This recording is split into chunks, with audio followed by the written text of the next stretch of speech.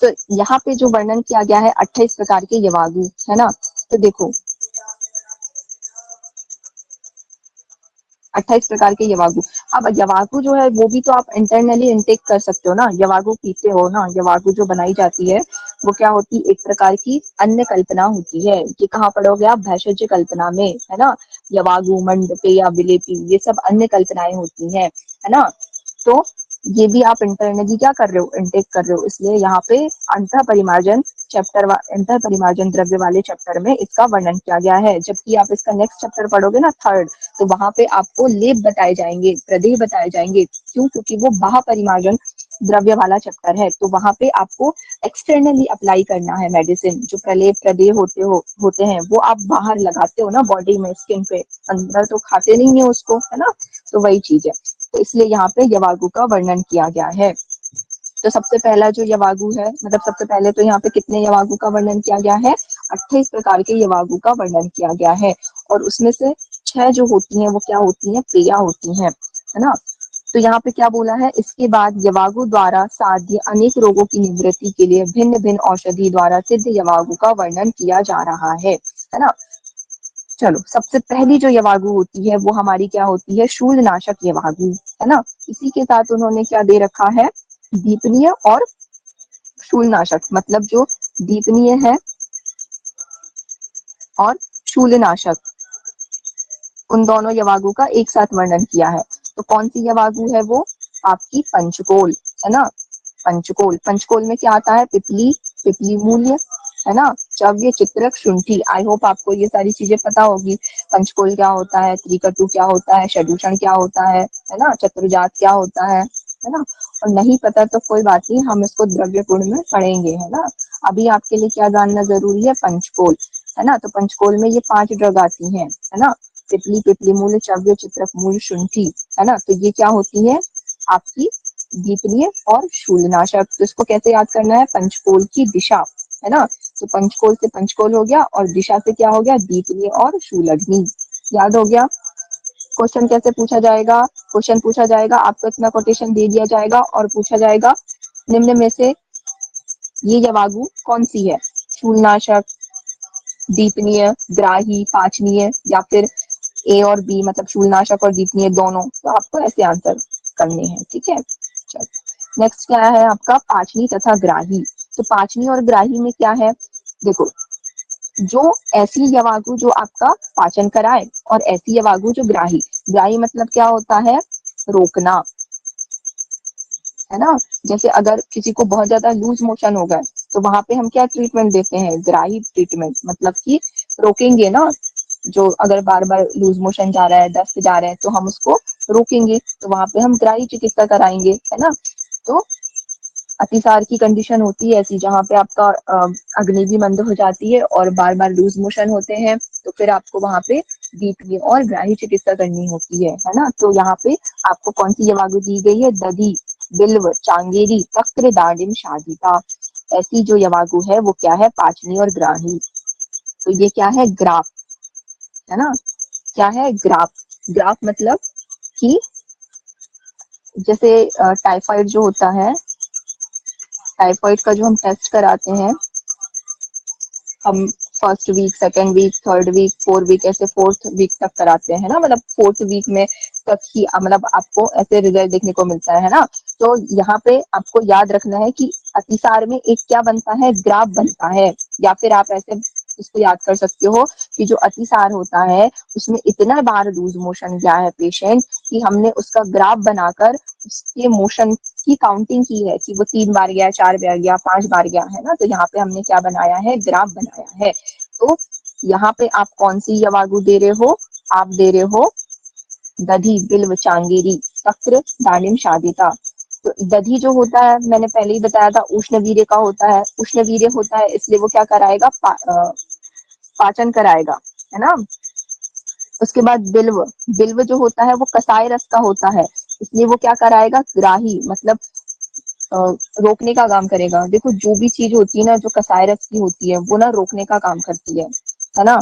आगे भी बहुत सारी ऐसी चीजें पढ़ोगे, जैसे अगर किसी ने ट्रीटमेंट लिया हो ब्रदर ब्रदर का, है ना, तो वहां पे लोध्रासा वगैरह हम देते हैं। तो वो जो होता है वो प्रदर को रोकने का काम करता है, स्तंभन करने का काम करता है। या फिर जनरली अगर किसी की ब्लीडिंग हो रही है ना, पहले के जमाने में क्या करते थे, ब्लीडिंग हो रही है तो कोई भी पत्ते का रस लिया और निचोड़ के वहां पे लगा देते थे। तो पत्ते जो होते हैं कसेले रस के होते हैं ना, तो कसाय रस जो होता है वो स्तंभन करने का काम करता है ना। और आगे भी हम पढ़ेंगे कि जो कसाय रस होता है वो शीत होने की वजह से स्तंभन का कार्य करता है ना। तो यहाँ पे बिल्व जो होता है,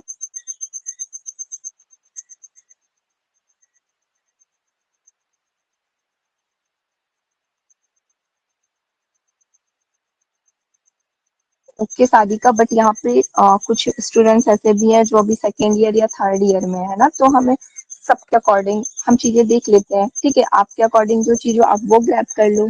ओके, बाकी हम मोस्टली जो है कॉन्सेप्ट पे फोकस करेंगे संहिताओं में, है ना, ताकि आपको आगे भी चीजें जो है वो अच्छे से याद रहे, है ना। बाकी सर जो है ना आपको सब्जेक्ट के साथ चीजें पढ़ाएंगे, क्योंकि सब्जेक्ट्स में ना आपको बहुत सारे आचार्यों का कंपाइलेशन दिया होता है ना, तो वहां पे आप बिना ट्रिक्स के याद नहीं कर सकते। बट संहिताओं को आपको समझना पड़ेगा अगर आपको आगे ट्रीटमेंट भी सीखना है ना। तो उसके लिए भी आपको ये सारी चीजें कॉन्सेप्ट से पढ़नी पड़ेगी कि कौन सी चीज क्या कर रही है, तो वो ऐसे भी आपको याद हो जाएंगी, है ना।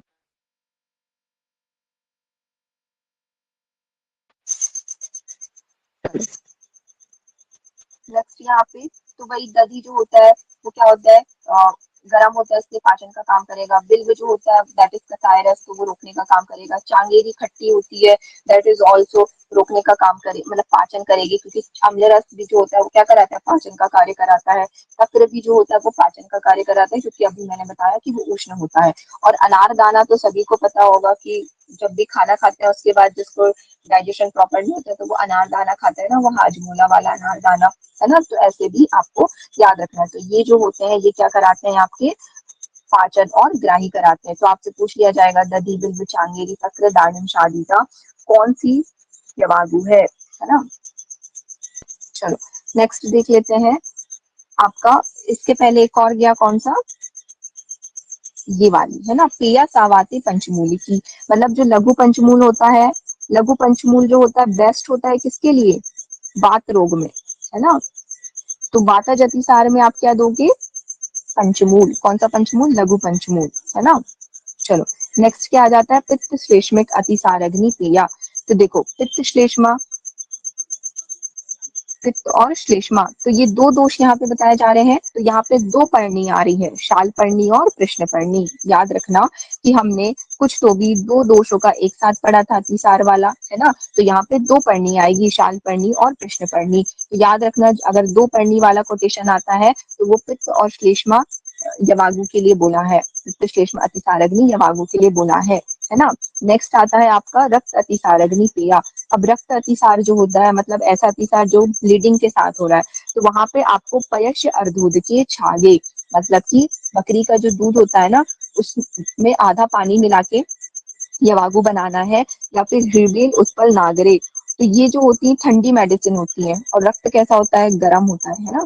तो उसके अपोजिट, और ठंडी मेडिसिन हमेशा क्या कराने का भी काम करती है, स्तंभन कराने का काम करती है। मतलब अगर आपको अतिसार में ब्लीडिंग हो रही है तो आपको ब्लड रोकना है, तो ब्लड को रोकने के लिए आप ये ठंडी चीजें वाली यवागु दे रहे हो। तो जहां भी पयस्य अर्धोदके आएगा ना, तो वो वाला किस में आएगा, आपका रक्त अतिसारग्नि पेया में आएगा। ठीक है, उसके बाद यहाँ पे उन्होंने प्रश्न पर्णीचा साधिता। तो मैंने बताया अगर दो पर्णी आ जाए तो दैट इज फॉर द पित्त श्लेष्मिक अतिसारग्नि पेया, बट अगर सिर्फ प्रश्न पर्णी आ जाए तो दैट इज अ रक्त अतिसारग्नि पेया। तो इसके लिए ट्रिक क्या है कि जब भी रक्त के लिए प्रश्न करते हैं, कैसे प्रश्न करते हैं कि मूवीज में होता है ना, ये तुम्हारे खून का रिश्ता है क्या, है ना, ऐसे मूवीज में डायलॉग देते हैं ना, खून का रिश्ता। तो इसके लिए प्रश्न किया गया, ये तुम्हारे खून का रिश्ता है क्या। तो खून वाले में कौन सा पर्णी आया, आपका प्रश्न पर्णी आया। ठीक है, चलो नेक्स्ट आ जाओ। नेक्स्ट कौन सा है आपका, आम अतिसार तथा मूत्र कक्षग्नि पेया।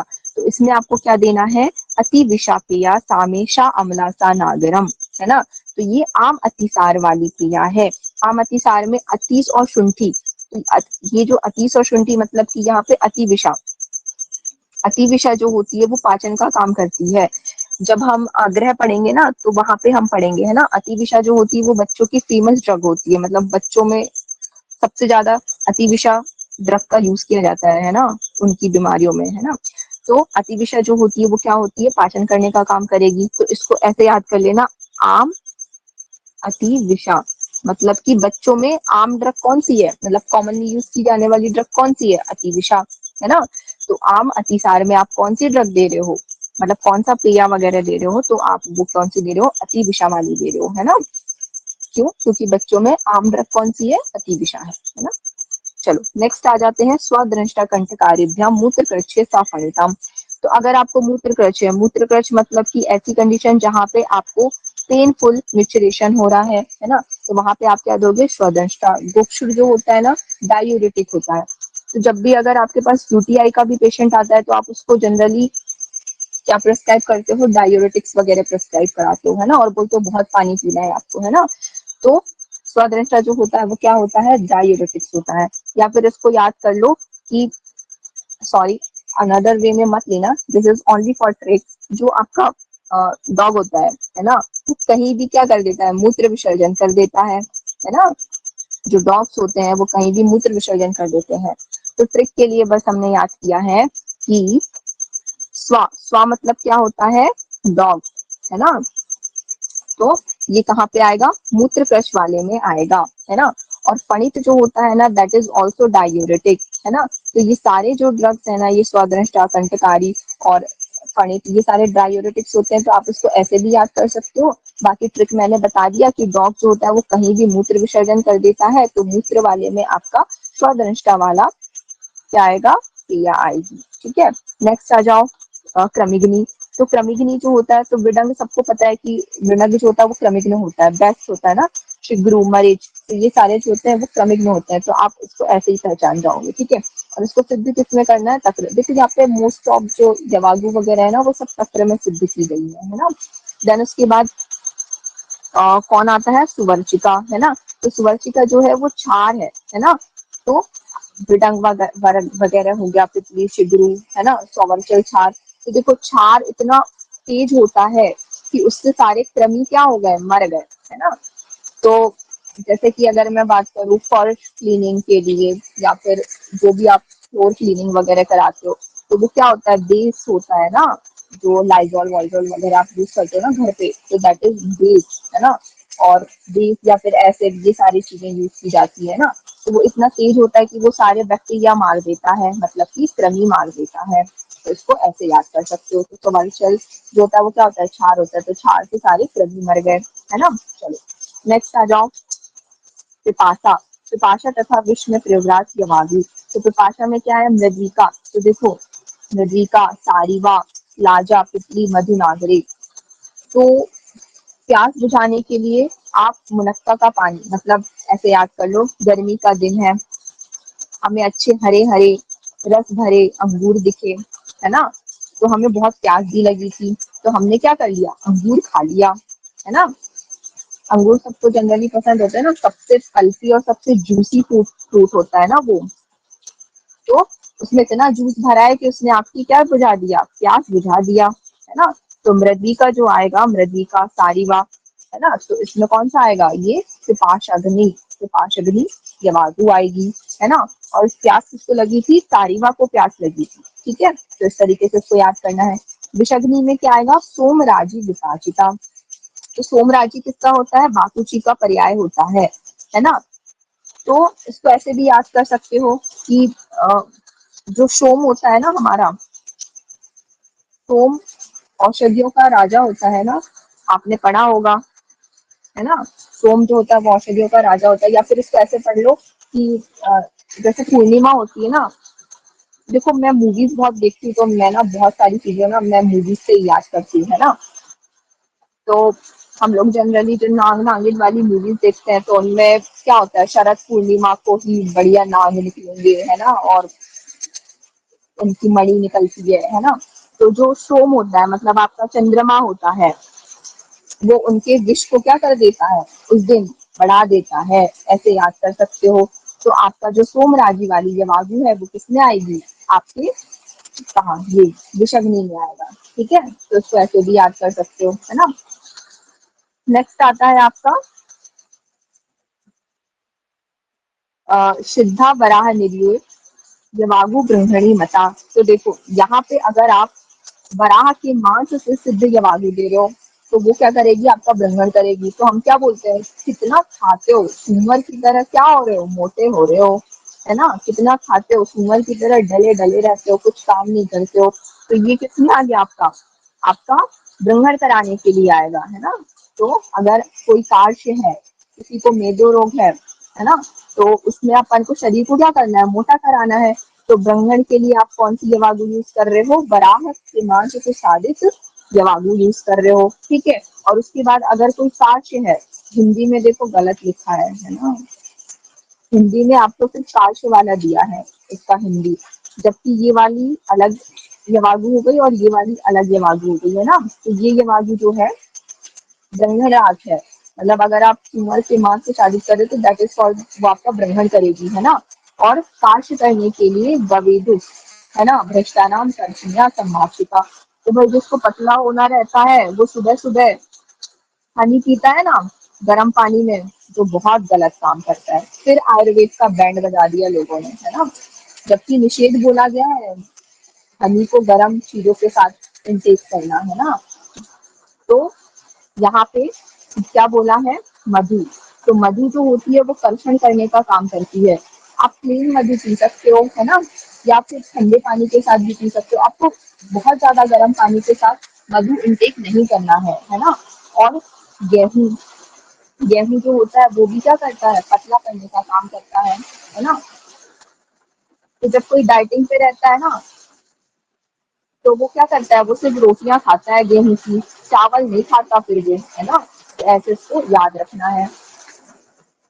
चलिए नेक्स्ट आ जाओ।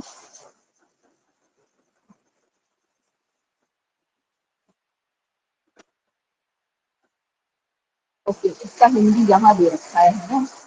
जौ या फिर जो गेहूं होती है उससे बनी होती है जवेदी, है ना। चलो एक और पढ़ लेते हैं, फिर नेक्स्ट जो हम नेक्स्ट क्लास में पढ़ेंगे, है ना। वेरीफाई भी होने लगा बहुत तेज यहाँ पे। चलो नेक्स्ट यहाँ पे, चलो ठीक है, आगे की चीजें ना हम नेक्स्ट क्लास में ही देखते हैं। आप भी शायद, आपके वॉइस में भी प्रॉब्लम आ रहा होगा क्योंकि बहुत तेज रेनफॉल हो रहा है यहाँ पे, है ना। चलो ठीक है, कल देखते हैं ना। प्लीज ज्यादा से ज्यादा लोग ज्वाइन होंगे, है ना। चलो, थैंक यू।